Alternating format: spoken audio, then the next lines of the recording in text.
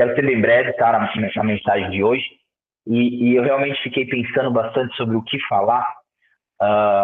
E como sempre tem muita gente trazendo uma mensagem, uma reflexão, uma pregação, neste grupo, glória a Deus por isso, depois vai ser mandado para outras pessoas, aqui a gente tem essa liberdade, né, para ser às vezes animado, às vezes exortado, às vezes, né, realmente no que o Espírito Santo quer conduzir, né, esses nossos momentos assim, de oração e de vigília, né. E eu fiquei pensando bastante e, e não tem como fugir de quando a gente está vivendo um contexto dos nossos dias aqui no sertão e como às vezes a gente é pego pelo Espírito Santo a nos ensinar algo que às vezes a gente já sabe, mas às vezes a gente esquece devido à rotina, devido às atividades, né? Glória a Deus, a gente não se considera como pessoas ativistas no campo missionário, não, mas às vezes, dependendo da quantidade de serviço, de trabalho,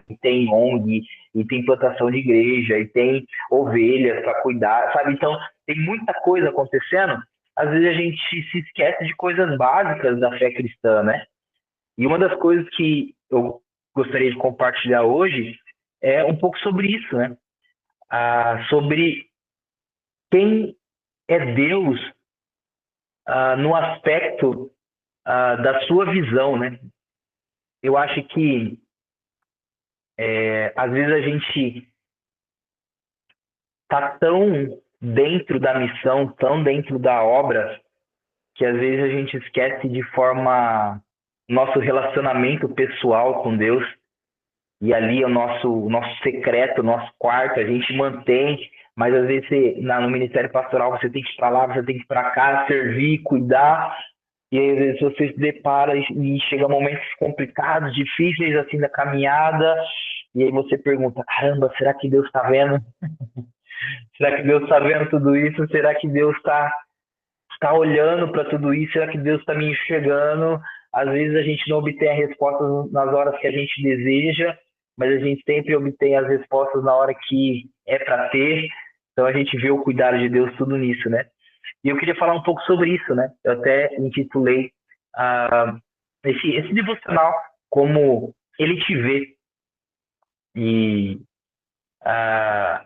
minha mãe está aí. Eu lembro que quando eu era pequeno, a gente tinha uma canção que a gente ouvia muito, né?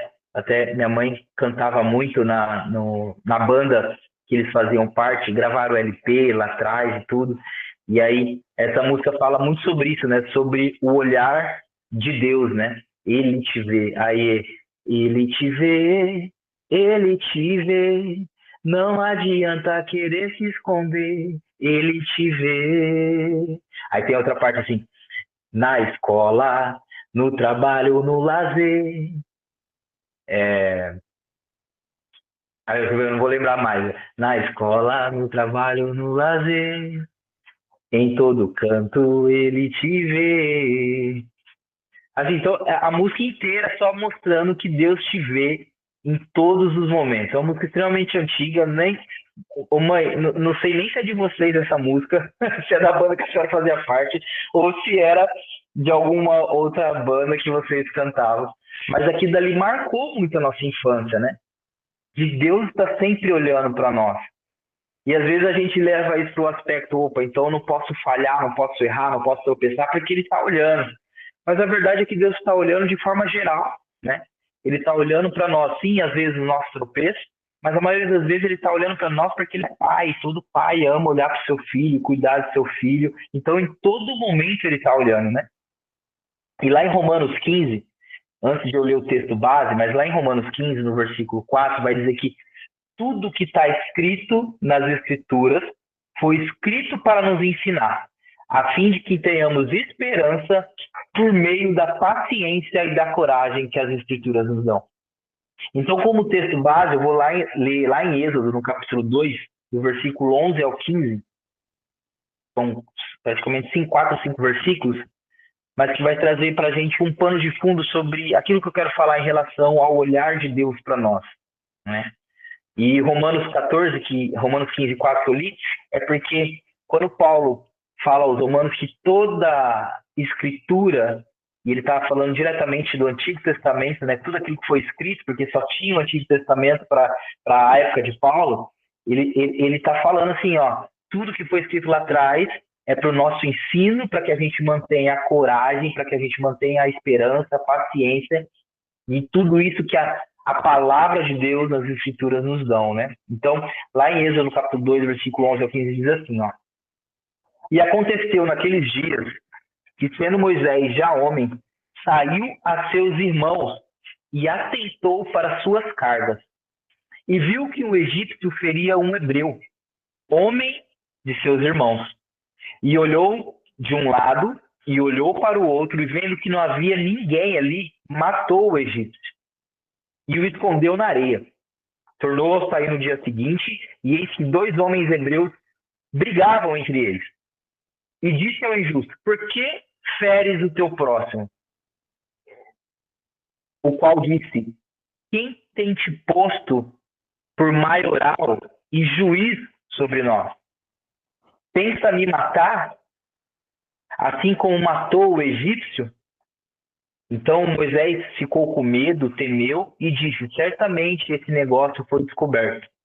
Ouvindo, pois, Faraó este caso, procurou matar Moisés, mas Moisés fugiu de diante da face do Faraó e habitou na terra de Midian e assentou-se junto ao poço.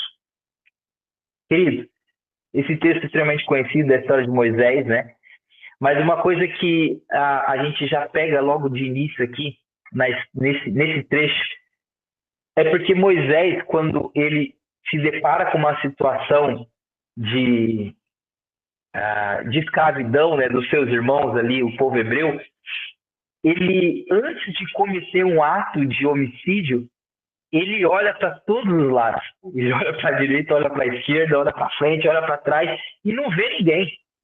Tanto que primeiro ele faz o seguinte, ele mata, depois ele olha. Não, ele olha antes. Ele dá uma checada para ver se tem alguém olhando o que ele ainda ia fazer.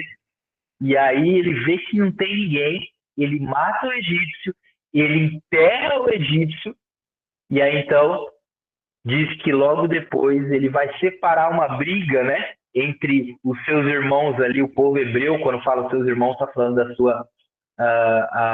dos seus familiares, né, mesmo ele sendo criado ali pelos egípcios, ele está falando diretamente ali dos familiares do povo hebreu. E ele fala assim que um dos seus irmãos chega e fala para ele: quem que é você? Por que você tá? Quem te colocou como maioral, como juiz? Você vai fazer comigo aquilo que você fez com aquele egípcio? E aí a gente fala: caramba, como isso foi descoberto, né? Moisés deve ter ficado muito incomodado. Quem descobriu isso daí? Quem que deu calima nos dentes? Quem que viu e nem chegou em mim e já contou aí para outras pessoas? Mas o texto, né, deixa muito claro, né, que Moisés ele olhou para todos os lados, né, antes de matar o egípcio. E realmente ele não viu ninguém. Ele enterra o corpo na areia. Mas a verdade é que não adianta a gente só olhar para os lados, né, assim como Moisés fez. Moisés tinha que ter olhado para cima, porque ele se esqueceu de que Deus é um Deus que tudo vê. É um Deus que tudo olha, que tudo acompanha, né, e que sabe de todas as coisas. Então o erro de Moisés foi ter olhado somente para os lados, para aquilo que estava na frente, do lado, atrás, e não ter olhado para Deus. Às vezes na nossa vida, na nossa caminhada, a gente faz isso, né? A gente olha muito para os lados. Olha muito para a situação adversária, olha muito para a situação atual, momentânea, e a gente às vezes esquece de olhar para o alto e lembrar que Deus está vendo, que Deus está olhando para a gente. No caso de Moisés aqui, é uma questão de um pecado, né, do homicídio, mas a gente pode transferir para todos os lados da nossa vida. Deus está vendo. Isso já é o suficiente para a gente compreender que a nossa vida ela não pode ser resumida somente com aquilo que a gente vê aos nossos lados e aqui a gente achar que isso que é o que vai nos destinar na nossa caminhada e vai resolver as nossas situações, sejam elas, né, pecaminosas ou das dificuldades do dia a dia, da vida ordinária e cotidiana, né? Mas não, Deus está vendo e às vezes a gente se esquece que Deus está vendo. Isso fala muito sobre a questão do nosso caráter também. A gente, como filho de Deus, a gente deve e tem a responsabilidade de exercer a fé com um compromisso que ninguém mais tem. Acho que até de algumas vezes eu conversei isso com vocês e eu sempre tenho acostumado a falar isso, né? Que a nós que somos filhos de Deus e professamos a fé em Cristo Jesus, nós temos uma responsabilidade muito grande. Não para demonstrar para os outros quem nós somos, mas a fé exige um comprometimento e a fé exige uma responsabilidade. Muito, muito a partir do nosso caráter. A partir de quem eu sou em Deus, revela quem Deus é em mim. Aqui no contexto sertanejo, eu já pude compartilhar com vocês algumas vezes, 70% da população não sabe ler e escrever. Então não vai adiantar eu pegar a Bíblia e entregar na mão deles. É um grande presente. É um presente maravilhoso. Mas eles não vão saber ler. Então, isso fala muito que a nossa responsabilidade como filho de Deus vai ser lido pelas pessoas que não sabem ler as Escrituras. Então, o nosso testemunho, o nosso caráter revelado vai fazer com que pessoas queiram aquilo que nós temos ou odeiem aquilo que nós buscamos. Isso fala muito sobre a gente, sobre a nossa responsabilidade, sobre a fé que a gente tem. O que se espera da gente é isso. Nós que nascemos de novo, né? Nós somos remidos, somos filhos de Deus, através de tudo que Jesus fez na cruz. E o que se espera de nós é que a gente tenha um caráter como o de Cristo. Eu acho que isso que é interessante no processo de santificação. É Ele quem nos santifica. É o Espírito Santo quem está nos santificando diariamente. É Ele, a obra é dele em nós. Mas nós não podemos negligenciar a nossa responsabilidade em falar, opa, aqui eu posso, aqui eu não posso, aqui eu dou um passo para frente, aqui eu dou um passo para trás. Espírito Santo, o que o Senhor quer, o que o Senhor deseja, para onde eu devo seguir. Então a gente precisa ter esse senso de responsabilidade. Lá em Mateus 6, no versículo 1, diz: guardai-vos de fazer a vossa esmola diante dos homens, para ser visto por eles. Aliás, não tereis galardão junto de vosso Pai que está no céu. Aqui, Jesus está falando diretamente sobre dar a esmola, sobre contribuir, sobre ajudar alguém, mas fazer disso um grande alarme, né? Mostrar, é porque eu estou fazendo e as pessoas precisam ver. A gente tem a ONG aqui, né? Então a gente tem vários trabalhos sociais. E por ter vários trabalhos sociais, por muitas vezes a gente precisa comprovar para pessoas de fora que não são daqui as doações, né, do que elas têm feito, para comprovar que a gente é uma ONG séria, uma igreja séria, um povo sério. E às vezes a gente tem que comprovar, às vezes tem que fazer uma foto ali, algum material aqui, tudo. E, querido, é extremamente horrível fazer isso, não é gostoso. Às vezes você tem que, vou tirar uma foto você com a cesta básica, mas é porque eu preciso enviar lá para a pessoa que enviou o recurso. E às vezes é chato mesmo, é chato, sabe? Porque às vezes a gente se sente, mas ninguém precisa saber.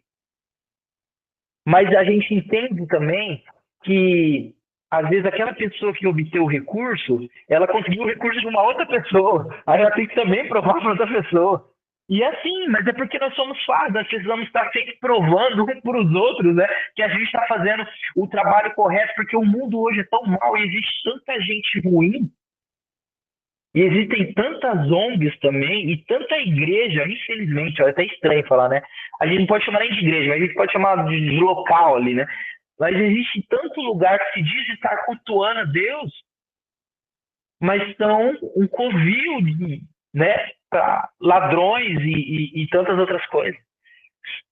Por isso que essa palavra ela revela muito sobre o nosso caráter e a nossa responsabilidade, né?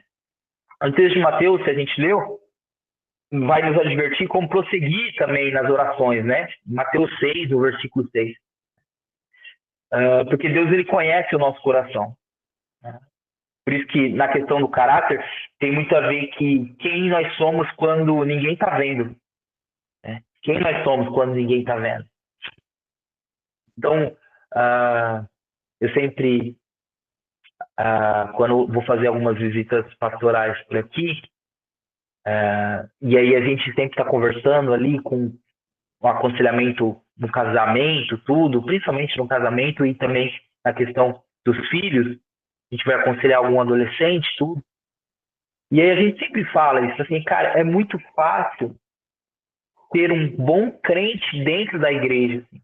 É muito fácil ser um bom filho de Deus dentro do ambiente da igreja. Porque são pessoas amáveis, são pessoas que a gente gosta de estar perto, e às vezes o nosso caráter ele não é revelado ali, mas o nosso caráter ele é revelado dentro do nosso próprio lar. Né? A minha esposa me conhece muito mais do que o meu pastor me conhece. A minha esposa me conhece hoje muito mais do que a minha própria mãe que está aqui na transmissão me conhece. Porque nós passamos todo o tempo juntos. Então, quem que eu sou quando minha esposa não está vendo? Quem que eu sou quando meus filhos não me veem? Agora, no âmbito espiritual, quem eu sou? Né? Quem eu sou? Quando, de alguma forma, eu acho, né, que Deus não está vendo, né? Mas é quem eu sou quando ninguém, né? Quando ninguém está vendo. Quem que se revela através de mim, né? Quem se revela através de nós? E Mateus 6,6 vai falar muito sobre esse requisito da oração, né? De não ser visto pelos homens, mas ser visto por Deus, porque a recompensa ela vem. E às vezes a recompensa vem até de forma pública, mas é Deus quem recompensa e não os homens. A verdade, Mateus 6,6 vai falar que quando você entrar no seu quarto, você fecha a sua porta, então o teu pai que está em secreto te vê e ele te recompensará. E aí ele vai sempre falar sobre como os fariseus ou os grandes líderes, mestres da lei ali, eles oravam, chegavam ali na frente da sinagoga, nos primeiros lugares, e às vezes falavam alto, levantavam suas mãos, ou na praça pública, na hora de oração, a hora nona, e aí eles levantavam suas mãos, e às vezes as pessoas olhavam para aquilo e falavam assim, caramba, olha como esse cara ora bonito, olha como esse cara, né, entrega a sua vida para Deus, assim, né? Você acha que Deus vai ouvir a minha oração? Ó, a oração dele perfeita. E aí Deus fala, né? Jesus fala assim, ele já receberam a recompensa deles. A recompensa deles é só essa. É dos homens falar, nossa, que bom que ele é. Nossa, que cara justo que ele é. Essa é a recompensa dos homens. Mas só vai ser essa recompensa. E aí Jesus está falando assim, mas não, o Pai que te vem em secreto, ele vai te recompensar. E aí é onde fala assim, quem nós somos como ninguém está vendo. E eu amo esse Mateus 6,6 por questão da palavra, da tradução quarto. Né? No português, a gente tem a palavra quarto como um lugar de descanso, né? O quarto onde tem a cama, o de repouso. Então, a gente é um pouco acostumado com isso. Mas no grego, a palavra que foi traduzida para quarto aqui não é o quarto de descanso, não é o quarto de dormir, mas chama tameion. Tameion. E tameion, na verdade, ele é um quarto, ele é um espaço fechado que ele era muito usado para depositar a bagunça do final do dia de trabalho.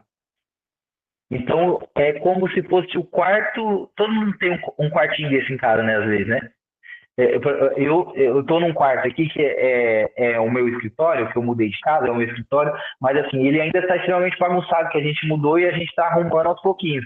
Né? Então, por isso que eu não vou nem mudar a câmera aqui para ver de baixo aqui as malas, eu não sei. Porque é o quartinho da bagunça. É o quartinho que quando chega alguém de fora e ele quer conhecer a casa, você tranca ele e fala, não, aqui só tá as bagunças guardadas, tudo. Não precisa olhar, não. Todo mundo tem. Quando Jesus fala sobre o Tameion, o quarto, é desse quarto que ele está falando. Ele falou assim, ó, entra no seu secreto, porque ali você vai entrar num lugar onde ninguém vai te ver. É só eu e você. É só o Pai e você. E ele está te vendo em secreto. Só que ele está te vendo toda quem realmente você é, com toda a sua bagunça. E ele quer ouvir de você de forma transparente, ou seja, as nossas orações elas não podem ser fingidas para Deus, porque Ele nos vê.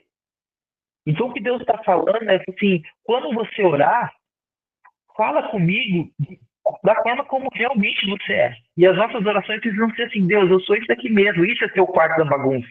Isso é chegar, falar assim, ó, eu sou isso daqui mesmo. Eu pequei nisso, eu falei nisso. Nisso daqui eu tô vendo que eu tô sendo bom, mas eu preciso melhorar mais, me ajuda nisso daqui. É ser transparente, é se despir realmente diante de Deus das nossas orações, porque Ele está nos vendo. Então, quem nós somos quando ninguém está nos vendo? Porque Deus está vendo. Ele fala assim, eu sei quem você é. E a mim não tem como enganar. Não tem como.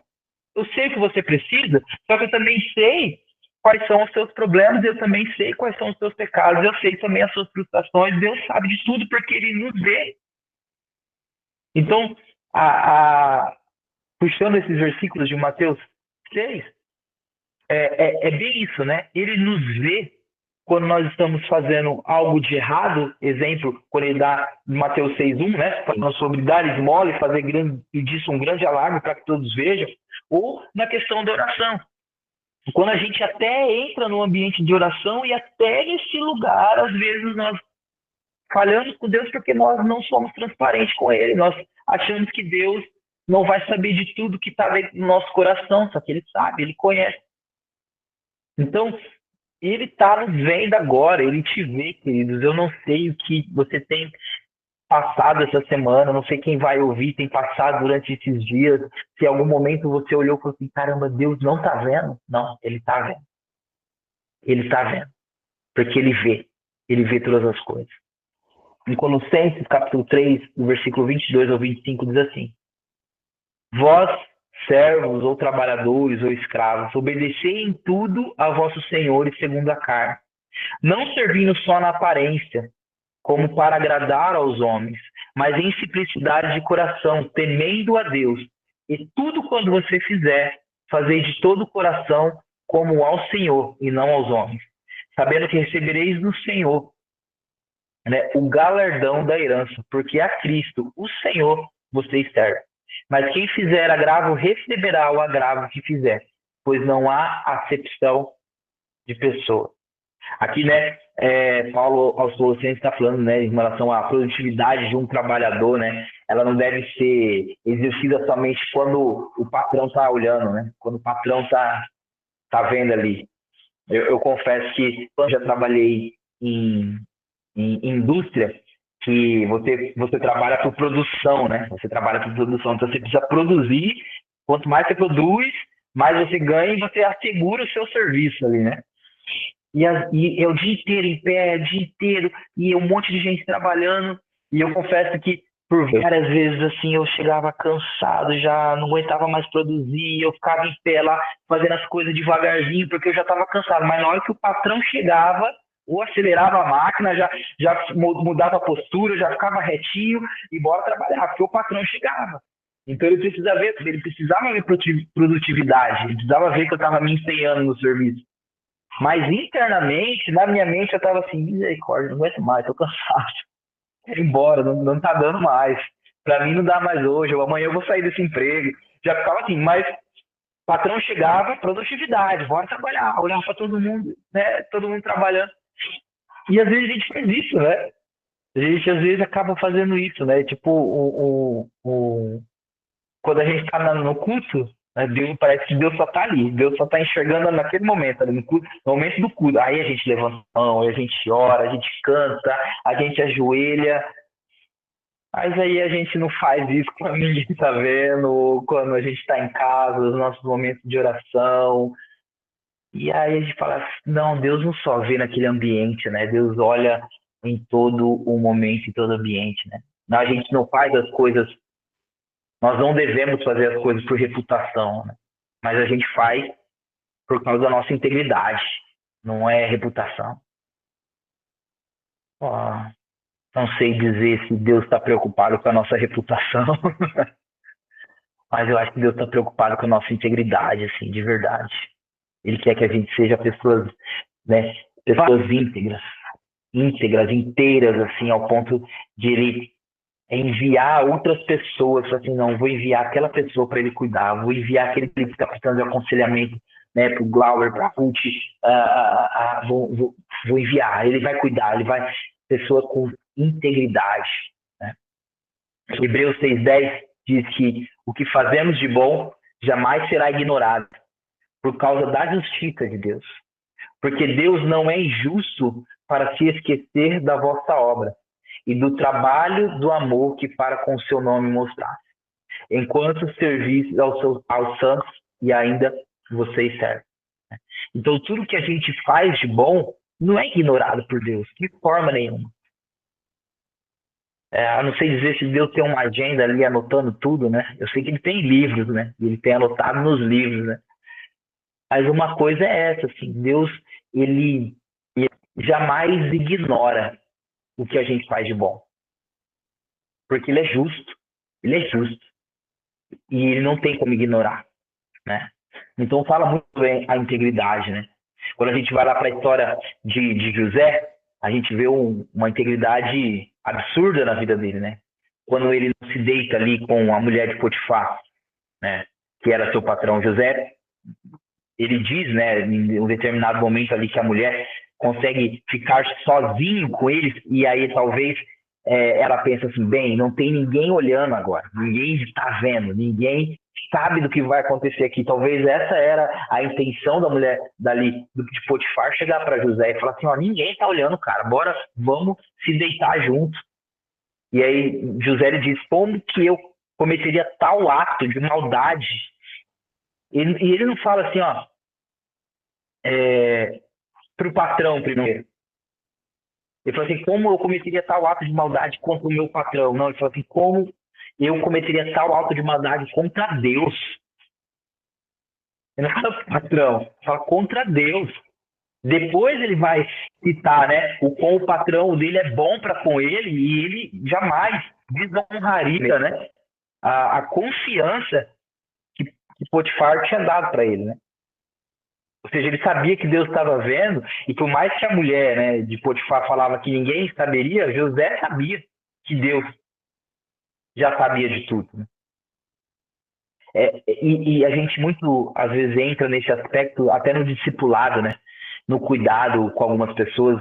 Eu já tive situações assim, da pessoa chegar e falar assim, essa pessoa fez isso contra mim, eu fiz isso contra ela. E às vezes, num aconselhamento, a gente fala, pô, mas o que Deus fez para você para merecer isso? Ah, mas eu não fiz nada contra Deus. Não, você fez contra Deus. Porque em nenhum momento você pensou que o que você faria contra essa pessoa, você primeiro atingiria a tua falta de obediência e você deixando de ser quem você é, porque isso não são características de um filho de Deus. A pessoa errou contra você. Isso revela o coração dela.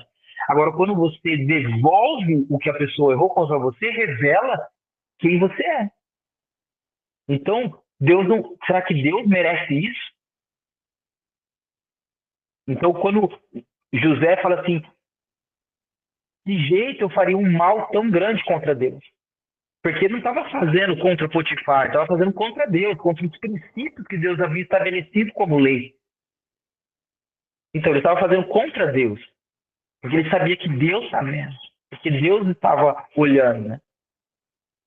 E Deus, ele se deixa ser nomeado A gente vê muito Deus falando qual o seu nome, né? Em alguns momentos ali no Antigo Testamento, de várias formas, né? Jeová Jireh, Jeová Shalom, Jeová Shammah e tantas outras coisas, tantos outros nomes. Mas tem um que ele se deixa ser chamado. Quando a gente vai lá em Êxodo novamente, não, lá em Gênesis, quando Agar, né, a serva de Sara, ela foge pela primeira vez porque Sara estava perturbando ela, fazendo pouco caso dela, e aí ela vai para o deserto, foge ali, grávida de Ismael, filho de Abraão, né? E aí quando Deus chama ela, fala assim, quem mandou você fugir da terra? Ela fala, não, eu fugi porque eu quis. Porque minha patroa estava assim, sendo mal comigo, tudo, então eu não quero mais ficar lá. E Deus fala, vai e volta, né? Volta para lá e obedece tudo que ela fizer. E eu vi, Deus fala, eu vi a tua angústia, eu vi teu sofrimento. E porque eu sei disso, eu vou fazer do teu filho uma grande nação. Aí logo depois tem um outro caso muito parecido, que ela é expulsa, né, realmente ali por Abraão e por Sara, né? E aí novamente fala que Deus ouve o choro do menino. E aí nesses dois momentos, mas lá atrás, Agar coloca o nome de Deus, né? Fala assim, você é o Deus que me vê, ou Deus que tudo vê. Então Deus deixa de ser nomeado por isso, porque ele realmente é isso. Deus vê, ele te vê, né? Ele nos vê. Então a H olha e fala assim, ele realmente me vê, ele viu a minha angústia, né? E atendeu ao meu clamor. E aí a gente vai ter diversos, eu separei alguns versículos para dar essa ênfase, né, sobre a visão de Deus, né? Em Jó 34:21 diz: porque os teus olhos estão sobre os caminhos de cada um, e ele vê todos os seus passos. Jó 34:21. Lá em Provérbios 5:21 diz: eis que o caminho do homem estão perante os olhos do Senhor, e ele pesa todas as suas veredas. Aí Provérbios 15:3: os olhos do Senhor estão em todo lugar, contemplando os maus e os bons. Hebreus 4:13: e não há criatura alguma encoberta diante dele. Antes todas as coisas estão nuas e patentes aos olhos daqueles que temos que tratar. Olha só, tipo, quantos versículos, né? Fala sobre Deus está vendo, Deus está olhando. E biblicamente, quando muita coisa se repete, a gente entra aí teologicamente no estado de ênfase, né? Porque significa que tem muita importância. Então, quando a gente começa a ler alguns textos que começa a dar muita repetição, a gente vai ver, né, quando Jesus fala que ele é a videira. Qual que é a palavra que ele mais usa? Permaneçam, permaneçam, permaneçam, permaneçam. Quando entra nesse ponto é porque é um ponto de ênfase e Jesus quer que a gente preste muita atenção nisso, porque é extremamente importante. Então, olha só quantos versículos que a gente falou aqui sobre o olhar de Deus para nós. O olhar que ele tem tido e que ele tem para o seu povo. Lá em Mateus 10:26 diz também: portanto, não os temais, porque não há nada encoberto que não haja de ser revelado, nem oculto que não haja de ser conhecido. Então, mais uma vez, trazendo para o nosso cuidado, né, a nossa responsabilidade como filhos de Deus, nós podemos fazer até coisas em segredo, mas os segredos, uma hora, serão expostos mais cedo ou mais tarde, seja aqui ou seja na glória. Estou falando que Deus vai passar um filme lá para todo mundo ver, vai falar que todas as coisas serão expostas. Né? Então, mais uma vez, a gente vê a importância, né, de quando fala sobre a visão de Deus em cima do seu povo, né? Hoje eu estou separando bastante versículo porque realmente a ênfase que traz nisso, né? Lá em 2 Coríntios, no capítulo 5:10 diz: Porque todos devemos comparecer ante o tribunal de Cristo, para que cada um receba segundo o que tiver feito por meio do corpo, ou bem ou mal. Então isso fala muito sobre a conclusão do olhar de Deus para nós. Porque a conclusão do olhar de Deus para nós vai ter como recompensa o que ele viu e o que ele tem visto. Por isso que fala assim, devemos comparecer no tribunal de Cristo, para que cada um receba segundo o que tiver feito nessa terra, né? Nessa vida carnal que nós temos, né? Não na prática carnal, do pecado carnal, mas da vida na carne, né? Do ser humano, né? Do palpável. Em Gálatas 6:7, não erreis, Deus não se deixa escarnecer, porque tudo o que o homem semear, isso também ele vai colher. Então o olhar de Deus ele está muito ligado àquilo que a gente planta também no nosso dia a dia. Né?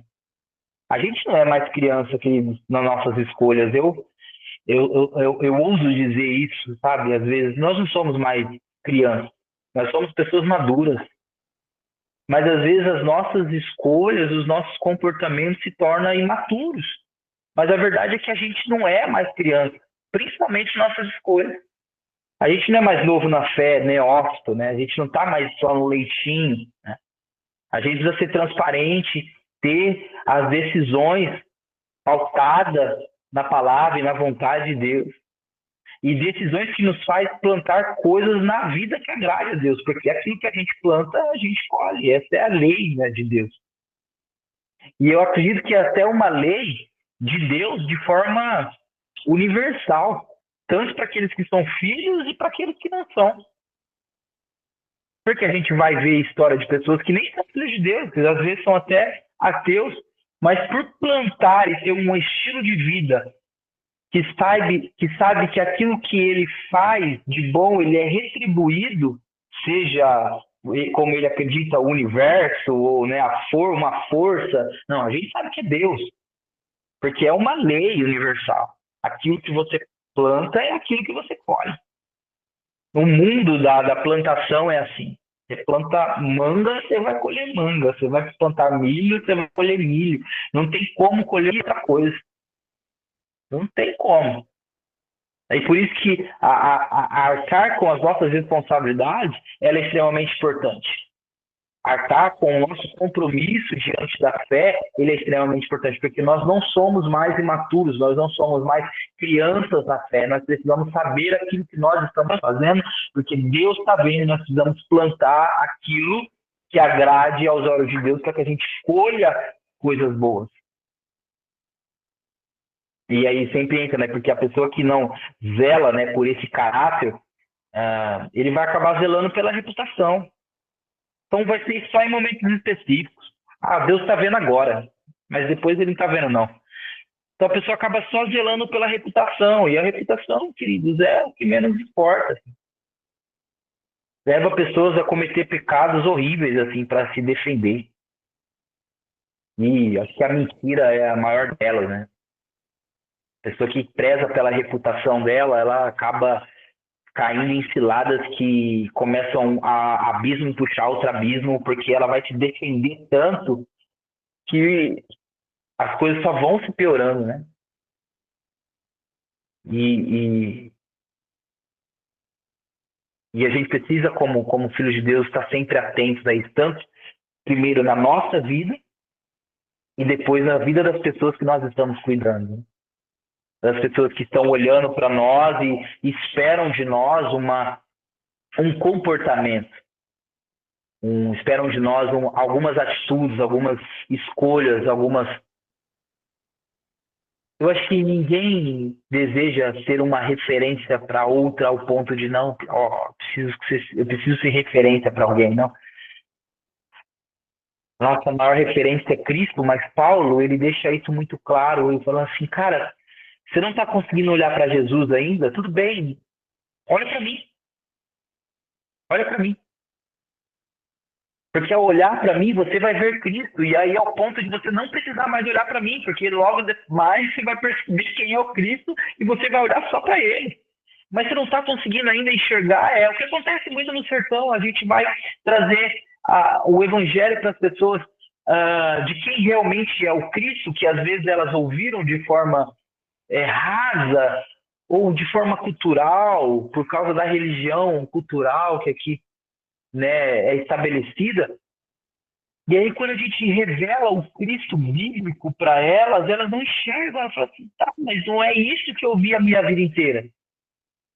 E às vezes a gente precisa ser usado. Então tá bom, olha para mim.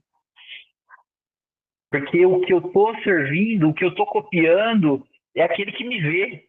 Aquele que eu estou copiando é aquele que se entregou pelos pecados. Aquele que eu estou copiando é perfeito. Eu não sou, mas ele é. Mas olha para mim, que você vai ver ele, e daqui a pouco você não vai nem precisar mais olhar para mim. Porque ele merece toda a honra, ele merece toda a glória, mas às vezes no processo do evangelismo, das pessoas tentarem entender quem é Deus, elas têm essa percepção de Deus. Eles acham que Deus é uma pessoa extremamente distante.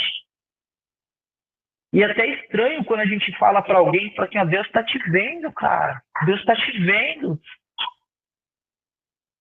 Então, a cultura da religião, a religião aqui no sertão, o catolicismo cultural daqui, de forma tão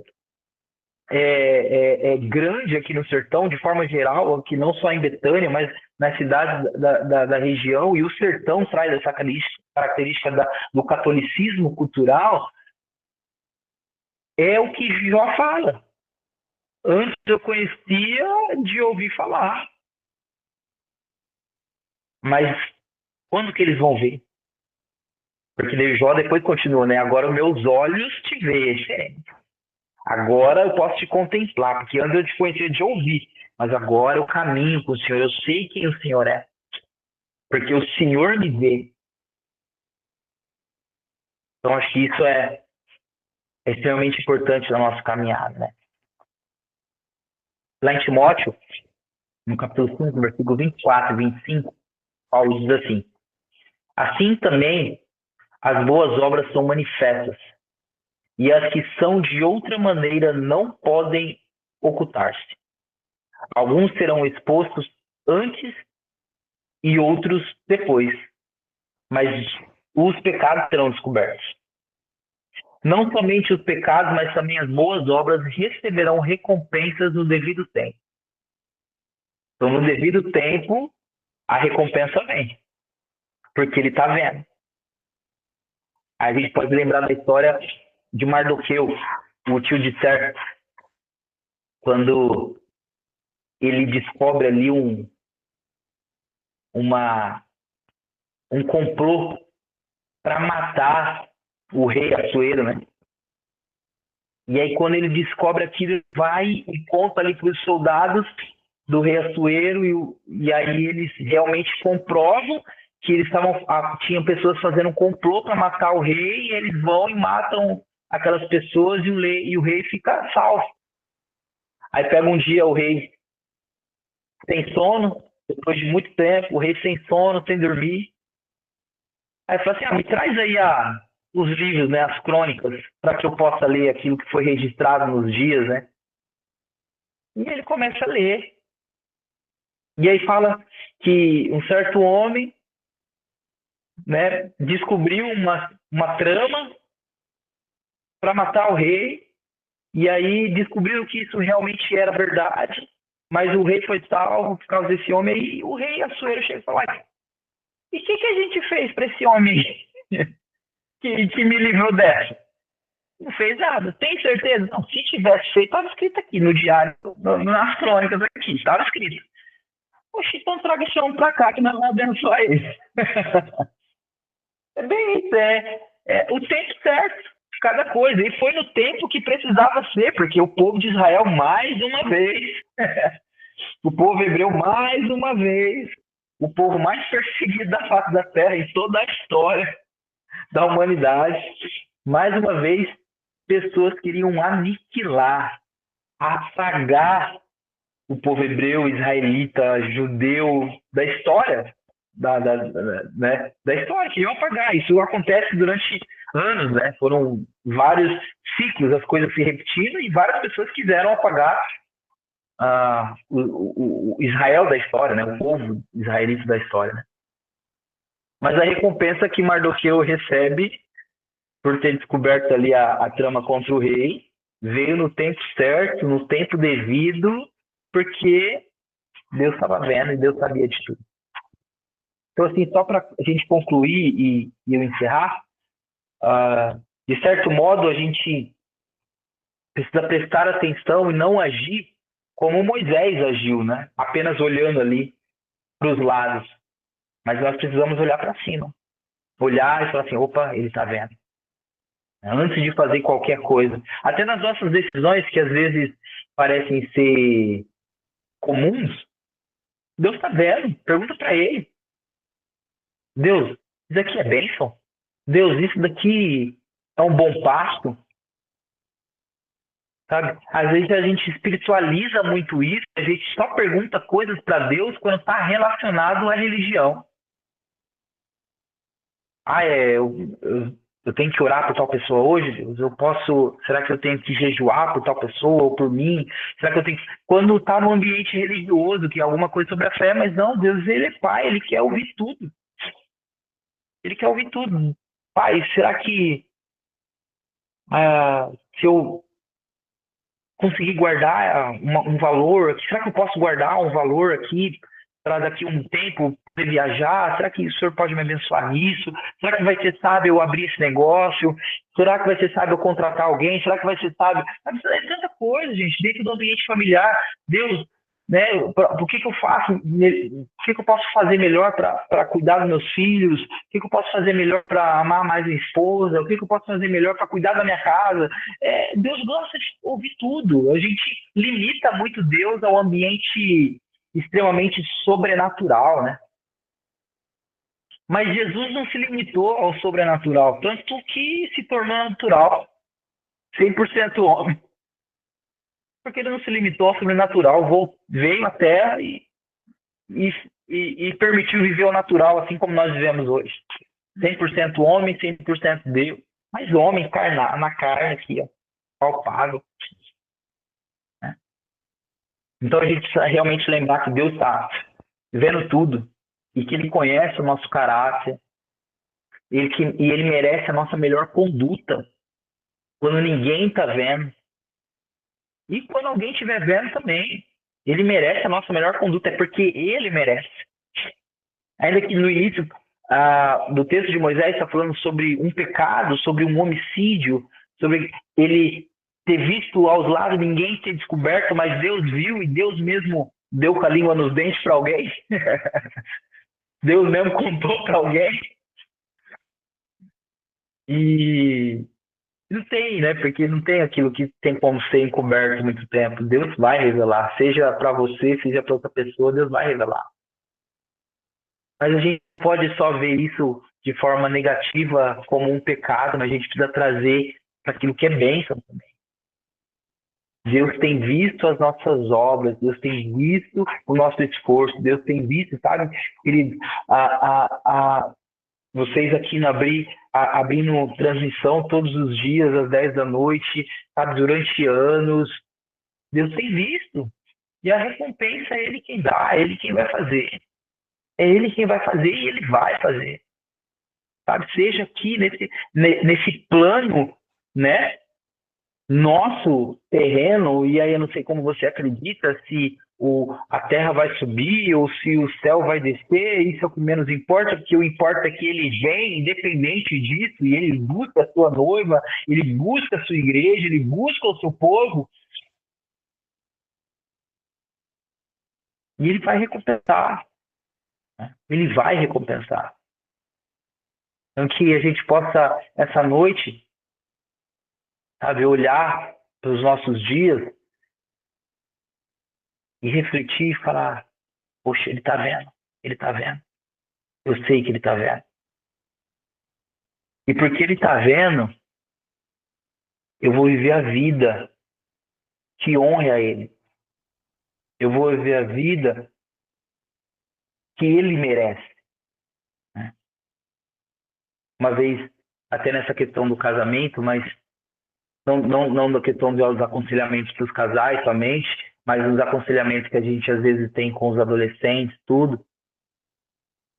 Mas teve uma situação, uma vez, de, de eu ser questionado sobre o pecado da homossexualidade, né?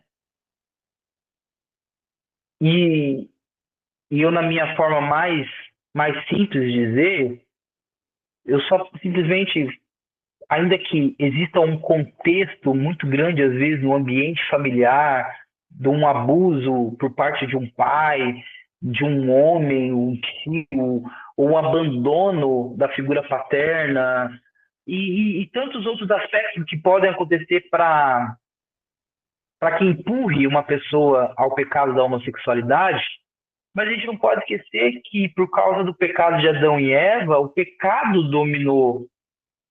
O pecado foi enxertado na terra, né? Então, porque o pecado foi enxertado na terra, as pessoas nascem com pecados.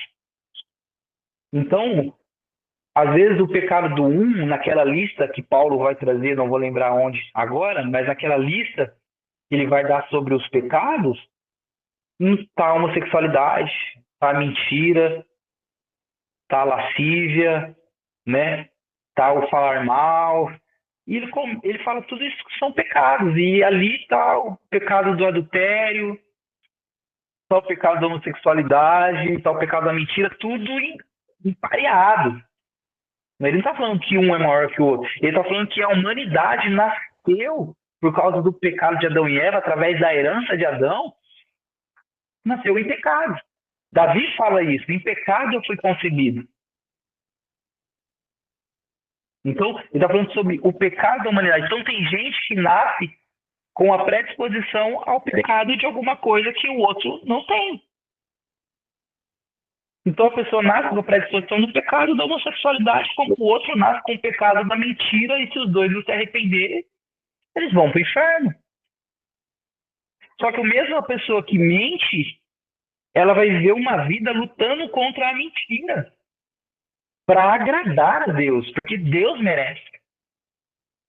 A mesma coisa na pessoa que tem pecado da homossexualidade. Ele vai viver uma vida lutando contra os seus desejos pela pessoa do mesmo sexo para agradar a Deus, porque Deus merece. Jesus pode curar, Jesus pode transformar, eu já vi Jesus fazer isso. E às vezes Jesus não vai mudar a vida da pessoa. Ela vai lutar contra aquilo a vida inteira. Eu conheço pessoas que lutam contra a mentira a vida inteira. Eu conheço pessoas que estão lutando contra a traição, a vontade de trair a esposa ou o esposo a vida inteira.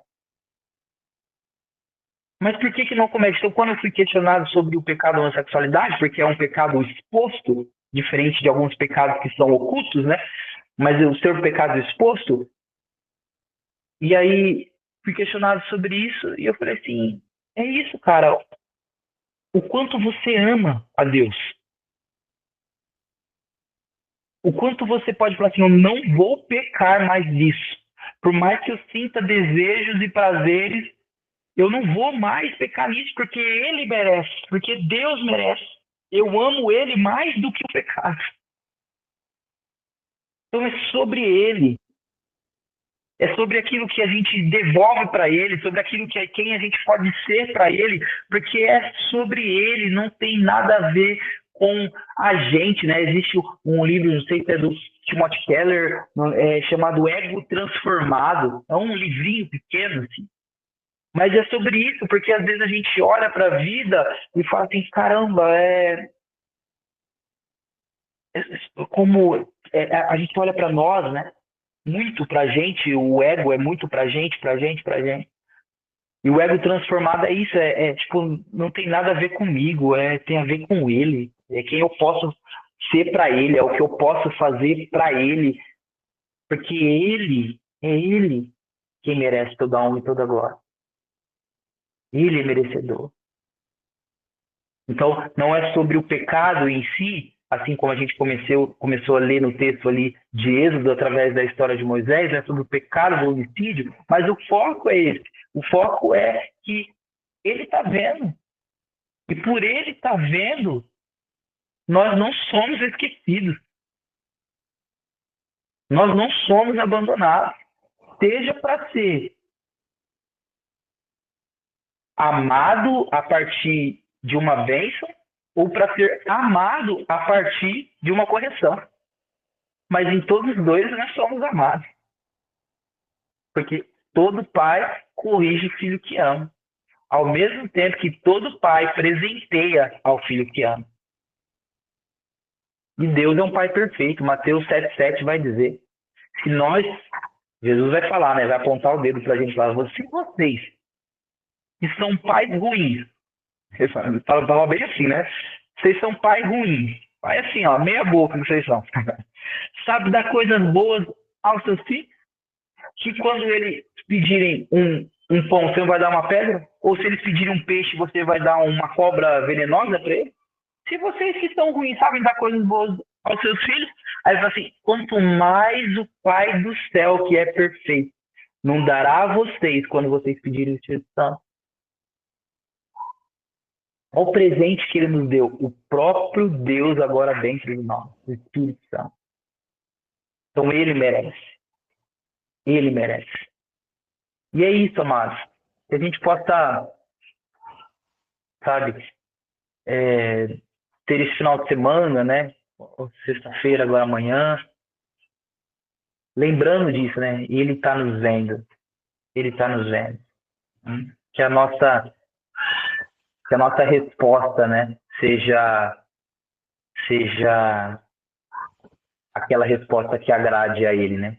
E que o nosso comportamento, já que ele está nos vendo, seja um comportamento que agrade seus olhares, né? Que agrade os seus olhares. Toda a honra e toda a glória seja dada a ele. Amém, queridos. Deus está nos vendo. Deus abençoe.